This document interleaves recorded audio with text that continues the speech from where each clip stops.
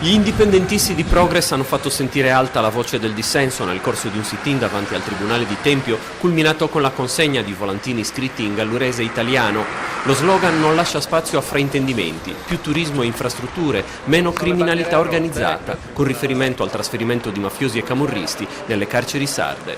Questa manifestazione serve per cercare di spiegare che un'opera importante di edilizia carceraria come quella di Nucchis, che doveva essere destinata alla popolazione, viene invece destinata per i detenuti mafiosi italiani. L'Italia esporta i detenuti della propria organizzazione criminale più famosa ed esporta anche i propri politici che vengono a fare campagna elettorale per le elezioni italiane. Questo è il modello italiano. Ci interessa ancora? Noi siamo convinti di no. Progress Gallure è a favore sia che a Tempio ma anche a Olbia ci sia il tribunale, e anche per queste strutture che sicuramente danno lavoro anche alla popolazione locale, però è contraria naturalmente all'importazione di una criminalità italiana che naturalmente poi qua, come è successo anche in Umbria per esempio, si crea il suo substrato e importa la criminalità in luoghi dove tradizionalmente non esiste, come la mafia. E Progress ricorda la situazione di numerosi detenuti isolani, cui viene negato il diritto alla territorialità, costringendoli a scontare la pena a centinaia di chilometri lontano dalle famiglie.